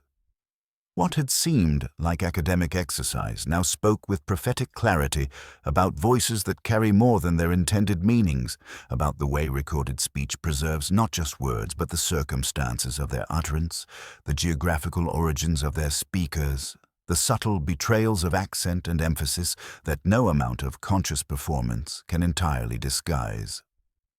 Following Arden's own methodology, Tom began comparing her voice patterns with the original recordings of the Codex Lyceus, those foundational documents that had established Professor Hartwell's reputation 30 years earlier. The manuscript recordings, preserved with institutional thoroughness in the Harcourt Archive, contained what scholars had accepted as the authentic voice of antiquity, a speaker whose pronunciation patterns and vocal characteristics seemed to emerge from the classical period itself. The breakthrough came with the kind of mathematical certainty that admits no possibility of self-deception. The voice analysis software rendered its verdict through formant patterns that aligned like constellations on separate nights, through sibilant frequencies that overlapped with forensic precision, through the microscopic variations in vocal tract resonance that constitute each speaker's unique acoustic signature. The ancient voice of the Codex Lyceus was not ancient at all, but distinctly modern, carrying pronunciation patterns that belonged to 20th century England and educational backgrounds that could be traced to specific institutions and social circumstances. More damning still was the comparison with archived recordings from Cambridge's graduate programs of the late 1960s. Among the university's oral examination archives, filed with institutional thoroughness under Medieval Studies, Doctoral Examinations 1967, lay a recording of Margaret Vale defending her dissertation on scribal interpolation and textual authority. Her voice, captured at the moment of her greatest intellectual vulnerability, provided the acoustic template that would unlock 30 years of beautiful deception. The fundamental frequency patterns, the specific formant structures, the particular way certain vowels were shaped and consonants articulated, every measurable aspect of the medieval manuscript recordings matched Dr. Vale's examination performance with a precision that transformed suspicion into certainty. The woman who had spent her career cataloging and authenticating ancient texts had, as a graduate student, provided the voice that gave fraudulent life to the Codex Lyceus. Tom's hands trembled slightly as he manipulated the equipment, his sister's death acquiring fresh significance with each revelation. Sarah Wicklow had been pursuing similar research 10 years earlier, following acoustic anomalies that had led her toward the same devastating conclusions.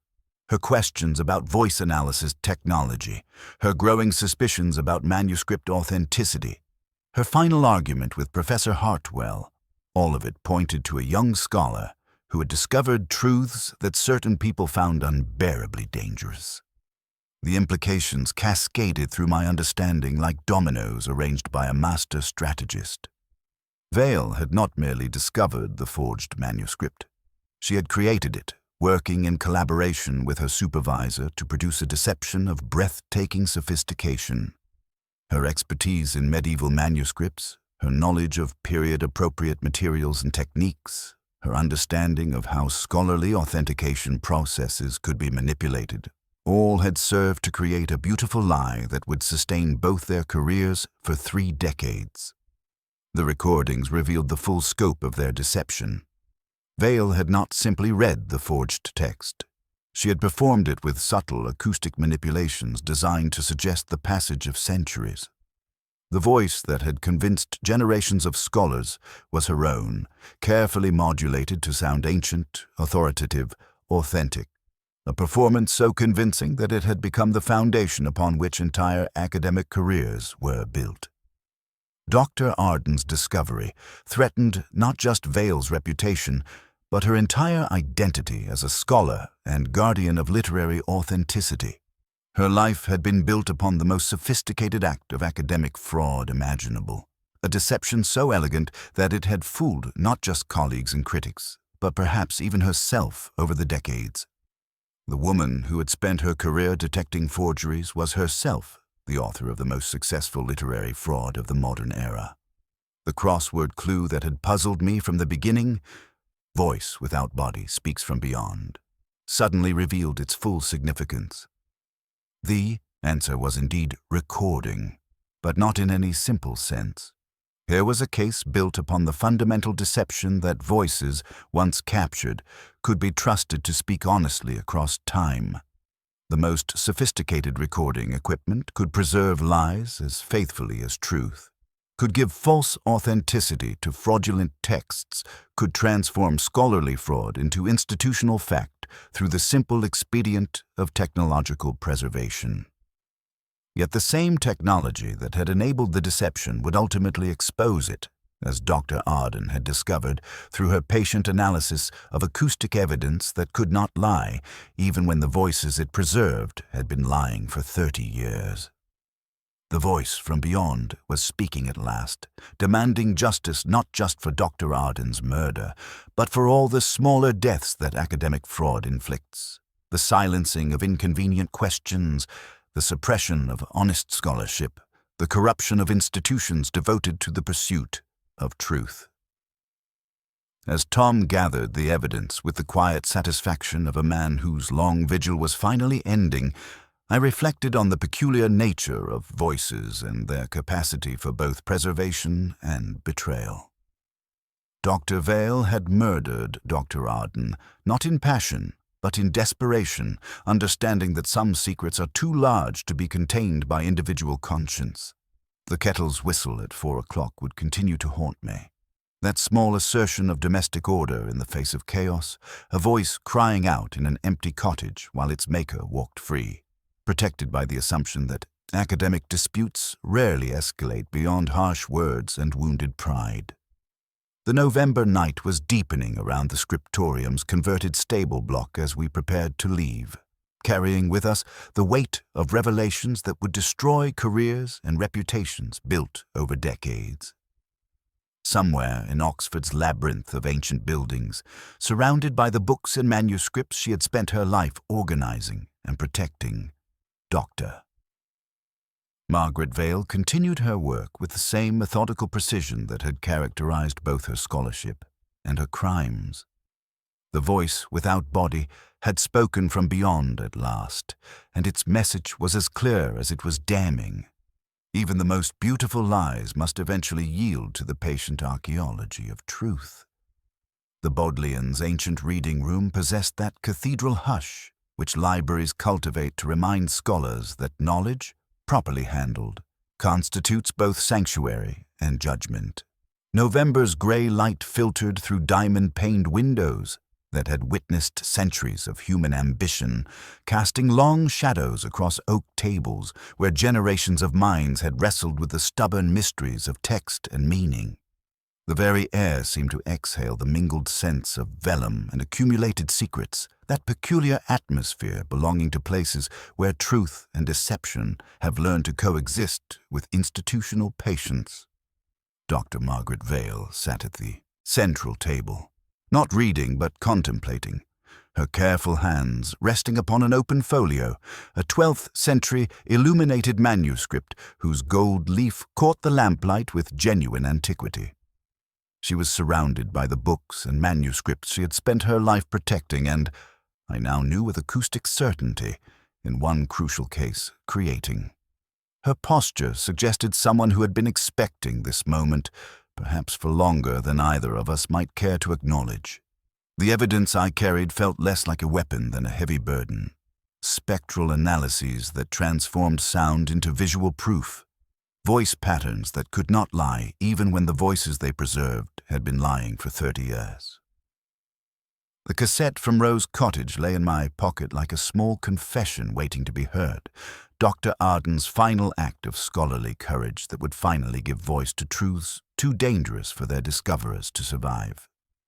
She looked up as I approached, her gaze clear and unblinking, devoid of surprise.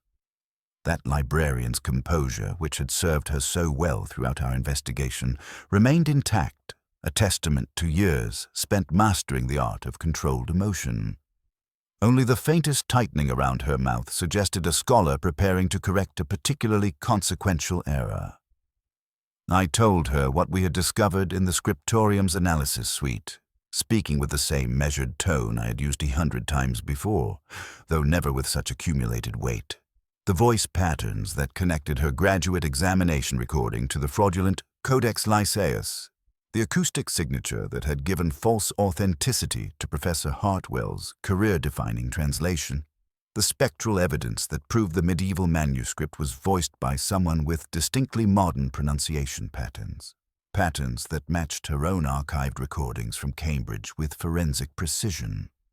She listened with the attention of someone reviewing familiar material, her fingers tracing the edge of the genuine medieval psalter as if seeking comfort in authentically ancient vellum. When I finished, she nodded once, a gesture that carried the weight of 30 years' accumulated secrecy finally released into the institutional air. Her response came not with denial or theatrical surprise, but with the same precision she brought to manuscript cataloging. The forged manuscript, she explained, had been created not from greed or personal ambition, but from what she termed scholarly necessity, the desire to fill a genuine gap in classical literature, to give the world a text it deserved to have. Her justification possessed the elegant logic of someone who had spent decades perfecting it, speaking of the countless works of genius lost to time and human carelessness, of the treasures that had perished with the Library of Alexandria. The Codex Lycaeus represented not deception, but restoration, a scholarly act of resurrection that gave voice to poetry, that must have existed, but had simply failed to survive history's accidents. Working with Professor Hartwell, she had created what she called plausible antiquity, texts that capture the authentic spirit of classical literature while providing modern scholarship with materials worthy of serious study. Her expertise in medieval manuscripts had enabled them to age paper convincingly, to prepare inks that would pass authentication, to create binding and presentation that suggested centuries of preservation. Most crucially, her voice had provided the acoustic authenticity that convinced scholars they were hearing genuine ancient literature rather than sophisticated modern pastiche. The deception had succeeded beyond their expectations, establishing Hartwell's reputation and her own career while providing the intellectual foundation upon which projects like the scriptorium would later be built. Yet success had created its own prison.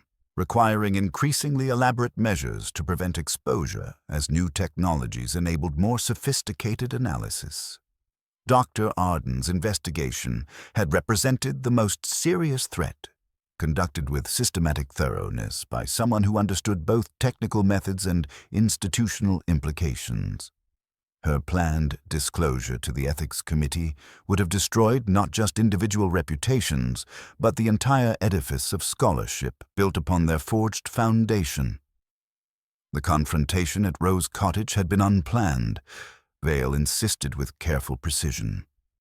She had gone hoping to reason with Arden, to explain the larger good their deception served. The conversation had escalated when Arden proved inflexible in her commitment to scholarly honesty, unwilling to consider the damage that exposure would cause to institutions and individuals who had built their lives upon what they believed to be genuine discoveries. A moment of panic, she said, a push that had sent the older woman against the cottage's stone hearth. The subsequent staging revealed the methodical mind that had created the original deception. The switched electricity to suggest evening's approach, the hastily rinsed teacup to eliminate evidence of her presence, the elementary crossword substituted for Arden's preferred cryptic puzzles. All attempts to create a scene of peaceful natural death that would satisfy official inquiry without raising inconvenient questions. The kettle's whistle at 4 o'clock had been, she admitted with something approaching embarrassment, an unconscious adherence to Arden's routine observed during previous visits. Even in the aftermath of violence, her respect for institutional order had compelled her to maintain the fiction of normal tea time, a final gesture of courtesy toward a colleague whose only crime had been excessive honesty.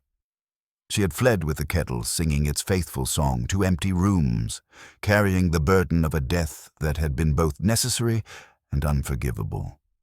As she concluded her explanation, the reading room's silence seemed to deepen around us, absorbing her confession with the patience of walls that had witnessed centuries of human frailty. The crossword clue that had begun this investigation, voice without body speaks from beyond, had found its resolution in ways I could never have anticipated. The voice that spoke from beyond was not any single recording, but something more fundamental, truth itself, demanding to be heard despite decades of careful silencing. Dr. Margaret Vale had murdered not from passion, but from scholarly pride, understanding that some deceptions become too elegant to abandon, too successful to confess, too integral to institutional identity to expose without destroying everything built upon their foundation. Yet voices, I had learned, have ways of speaking even from beyond the grave, through acoustic patterns that preserve not just words, but the circumstances of their utterance, through the stubborn persistence of evidence that refuses to be catalogued out of existence. The November evening was deepening beyond the ancient windows as I prepared to make the arrest that would end her career and begin her disgrace.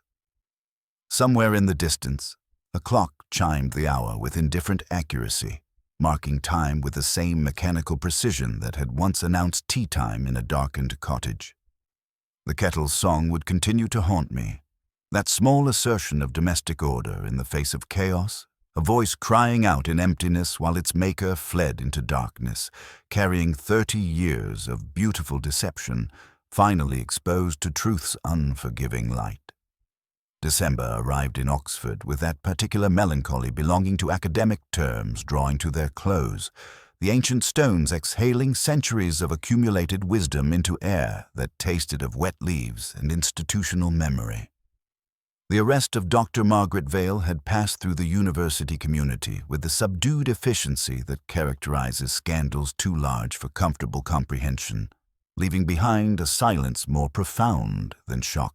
The quiet that follows when fundamental assumptions about truth and authenticity prove to have been built upon elegant deceptions.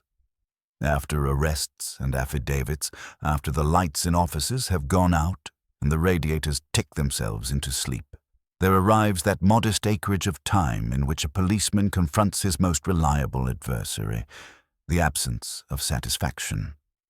I found myself walking the familiar streets with a heaviness that had nothing to do with winter's approach, thinking how often human frailty travels dressed as principle, and how the uniform fools even the wearer. Vale's confession, when set down in the delicate clerk's hand of institutional memory, read almost like a cataloguer's preface. Her motivations, articulated with the same cold precision she brought to manuscript authentication, were not those of common avarice or personal malice. She had spoken of literature with a reverence that bordered on the spiritual, of the profound human need for beauty, for the perfect phrase, for texts that resonated with universal truth. The forged manuscript had been created not for personal gain, but to fill what she termed a genuine gap in classical literature, to give the world a text it deserved to have. She had loved literature too well, she explained, to accept its lacunae without protest. The past was full of vanished voices. She had only provided a credible echo.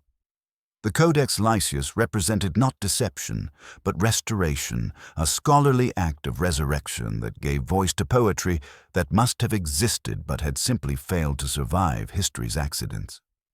Her crime had been an act of worship, a scholar's hubris disguised as sacred duty.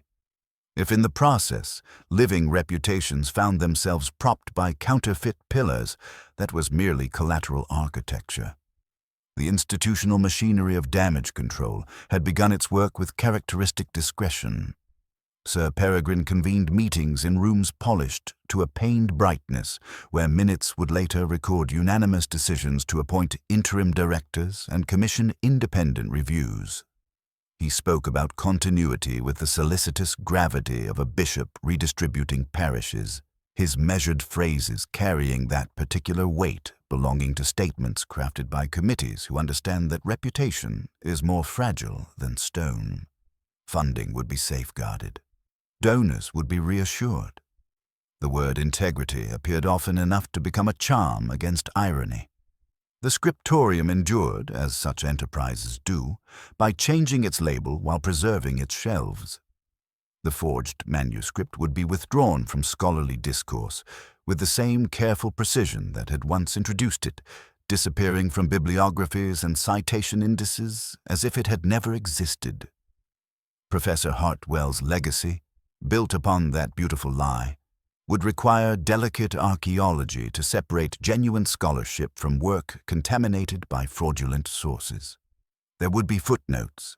There would be grants whose titles apologized in the abstract. There would be a generation that repeated the story and chose a different moral. For Tom Wicklow, the aftermath brought a different kind of resolution, one steeped in the bittersweet knowledge of a decade's unanswered questions, finally receiving their due. His sister Sarah had indeed discovered the truth about the manuscript's authenticity, her questions about voice analysis and acoustic anomalies leading her toward revelations that certain people found unbearably dangerous. Her death had been neither accident nor suicide, but murder, a calculated silencing that had preserved 30 years of beautiful deception at the cost of a young scholar's life. He came to see me at a time of evening that felt both late and provisional, bringing with him the river's superstition, the way water carries calendars of its own. He did not ask whether justice had been served. He asked if his sister had been right. I told him she had followed the line to its end, and that some ends are not permitted an end point. The relief mixed with rage in his voice spoke of satisfaction tempered by the knowledge that justice, however delayed, could not restore what had been lost. He would leave the scriptorium once the tapes were made safe, he said. Preservation could be a kind of mercy, only if it included the margin where a warning might be written. Mrs. Olivia Harcourt received the revelations with that aristocratic composure which treats catastrophe as merely another form of weather to be endured with appropriate dignity. She composed her decisions with a pianist's shoulders, announcing with the courtesy that belongs to the well-fortified that her husband's remaining papers would go to another repository, smaller, less ostentatious, and she allowed herself the faintest smile, unsullied by the rough trades of reputation. Her gesture was a subtle rebuke, a carefully placed dagger of discretion that would wound St. Mallory's far more deeply than any public scandal. Felix Anstruther emerged from suspicion with his reputation intact, but his confidence somehow diminished, as if the revelation of such sophisticated fraud had made him question the authenticity of all performance. I observed him in the studio on a day when the air still remembered the afternoon's incense of ozone and hot dust. He read from a sober text, no deceiving music there, yet his voice, once the confident tenor of a man in love with his own timbre, now moved as if carrying a bowl brimful of water along a corridor where footsteps echo. The experience had taught him something uncomfortable about the relationship between truth and performance, about the way recorded voices could lie as eloquently as they could sing. What was the point, he mused, of giving voice to beauty if the beauty itself was a lie? His artistic integrity felt compromised by association with deceptions he had never suspected. Performance, once you see its joints, becomes a little frightening, he observed. I answered that joints were where the body moved, and he nearly smiled. The crossword clue that had haunted this investigation from its beginning, voice without body speaks from beyond, had found its resolution in ways both literal and metaphorical. Recording had been the answer, but the phrase carried deeper significance, suggesting the way all recorded voices become disembodied, preserved in forms that can outlast their creators, while carrying messages their speakers never intended to transmit. Dr. Arden's hidden recording had indeed spoken from beyond her grave, exposing truths that her killer had murdered to conceal. As December deepened and Oxford settled into its winter contemplation, I reflected on the peculiar nature of academic crime. In other contexts, murder springs from primitive emotions that leave their own crude signatures. But here was intellectual violence of the most sophisticated kind. Killing conducted not in passion, but in preservation, not to gain something new, but to prevent the loss of something that had never legitimately existed. The weight of words, I'd learned, could be measured not just in their meaning, but in their capacity to support or destroy the edifices built upon them. Dr. Vale had murdered to protect 30 years of scholarly achievement founded on a lie so beautiful that it had become indistinguishable from truth. Her crime had been both deeply personal and utterly impersonal, committed not from hatred, but from love of literature so profound that it could justify any deception necessary to preserve its imagined perfection. At home, I poured a modest whiskey and opened a window that let in the night's soft mathematics. The division of puddles by tires, the addition of footsteps, the subtraction of distant doors. Somewhere beyond my glass, a kettle announced itself in some other kitchen. I thought of the one at Rose Cottage, its whistle braided now to the case so tightly that I could no longer hear that pitch without seeing darkness gathered deliberately about a room. The kettle's song, that small, faithful assertion of routine in a world suddenly devoid of it, still whispered in my memory. It was the sound of human habit, of the everyday rituals that anchor us, even as the grander narratives of our lives unravel into chaos and deception. It was a sound that had outlasted its maker, a small mechanical voice that spoke of absence, of interruption, of the quiet dignity of a life unexpectedly curtailed. And in that quiet, unassuming whistle, I heard the faint, aching melody of all that remains unresolved, all that can never quite be put right, even when the truth, at last, has been revealed. The voice, without body, would continue speaking from beyond, demanding that someone finally listen to what it had been trying to say all along. The truth, however inconvenient, remains the only foundation upon which genuine scholarship can be built. In the end, the scriptorium's rooms would fill again with breath and consonant, vowels shaped into their disciplined traffic. There would be new scholars, new voices, new attempts to preserve and transmit the accumulated wisdom of ages. But they would do so with the knowledge that even the most trusted words could be hollow, that authenticity required constant vigilance, and that the most beautiful lies were often the most dangerous of all. Winter had tightened its grip on Oxford with the quiet authority of an old don settling into his familiar chair, the ancient stones exhaling centuries of accumulated wisdom into air that carried the sharp promise of frost and the softer whisper of institutional memory. I walked home through streets that gleamed with recent rain, each footstep echoing against buildings that had witnessed the rise and fall of countless scholarly ambitions, past colleges where lights burned, behind diamond-paned windows like scattered footnotes across the darkness. My flat received me with that particular warmth belonging to spaces that have learned to accommodate solitude without complaint.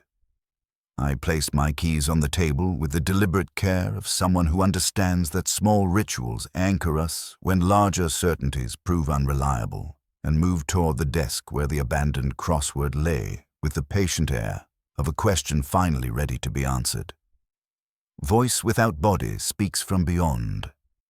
9 letters, the clue that had puzzled me through evenings of wine and contemplation, through the discovery of Dr. Arden's death and the unraveling of 30 years of beautiful deception.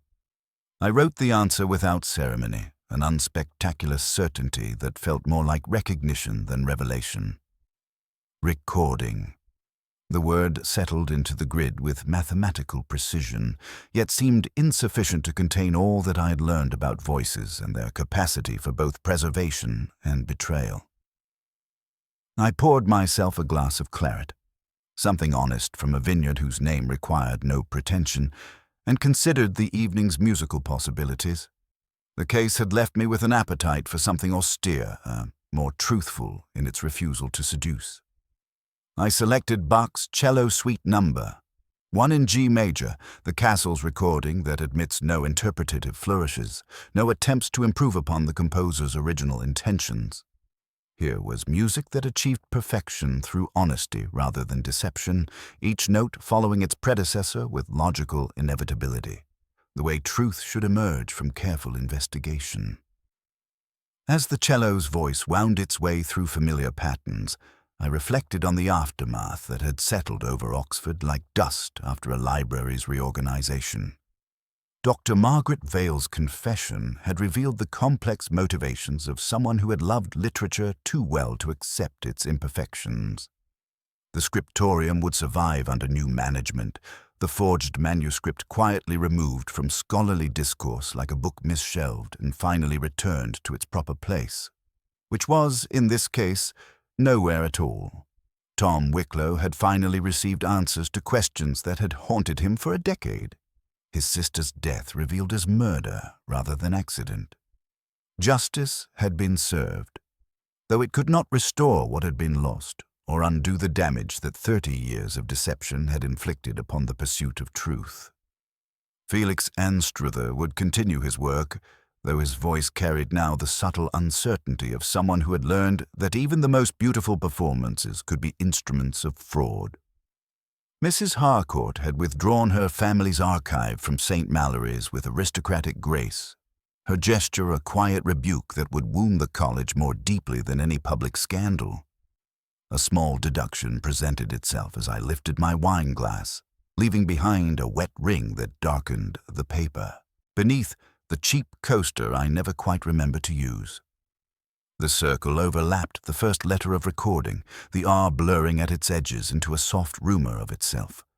Even here, I thought, the sign persists after the thing has moved on. Traces continue speaking when voices have gone elsewhere.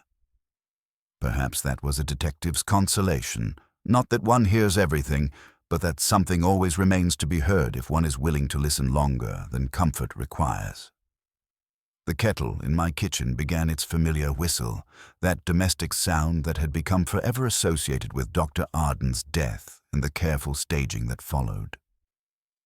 I rose to silence it, thinking of the way routine persists even in the face of catastrophe, the way small mechanical voices continue their appointed tasks regardless of the human dramas that unfold around them.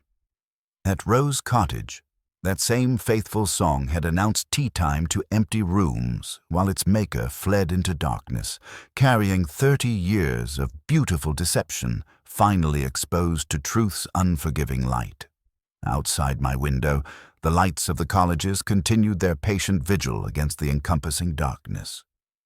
Each illuminated window represented lives built upon the careful arrangement of words and ideas, some true, some false, all achingly human in their stubborn imperfection.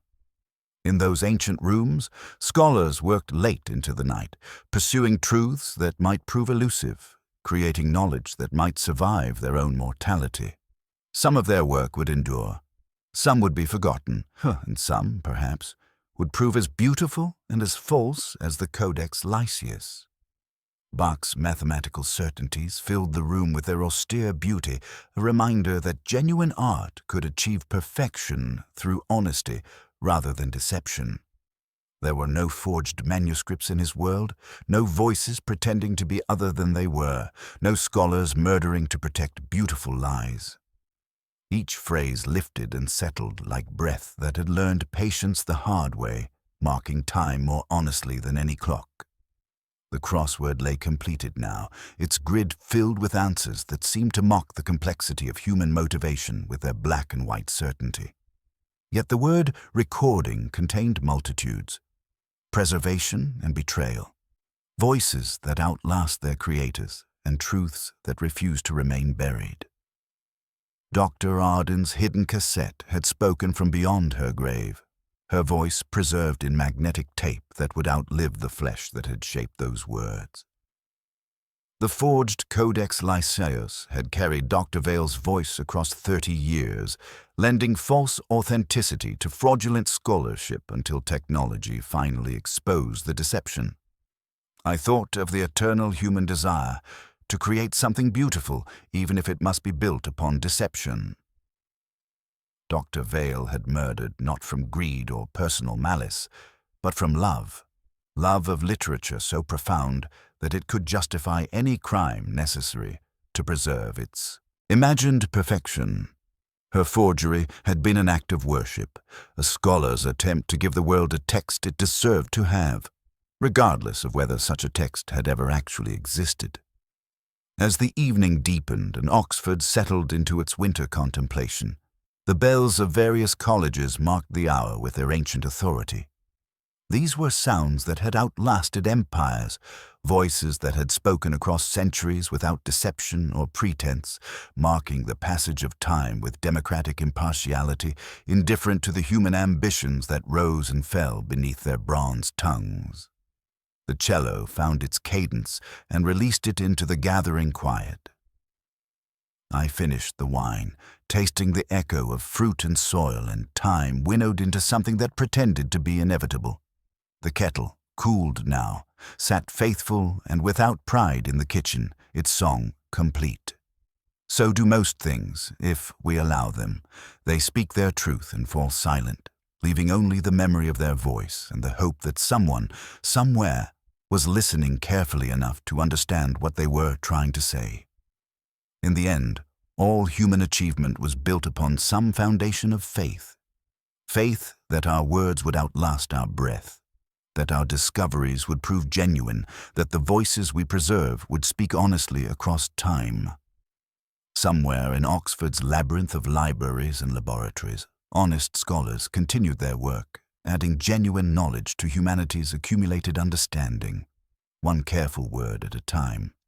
The voice, without body, had spoken from beyond at last, demanding that someone finally listen to what it had been trying to say all along. The truth, however inconvenient, remains the only foundation upon which genuine scholarship can be built. I switched off the lamp and stood in the darkness, listening to the patient noise the world makes when it is trying to teach us how to listen. The city's lights held their places with the mild confidence of constellations, and in that quiet moment, surrounded by the accumulated weight of words and music and memory, I understood that voices would continue speaking from beyond, through recordings and manuscripts, through the careful preservation of human knowledge and the stubborn persistence of truth. And perhaps, in the end, that was enough. It was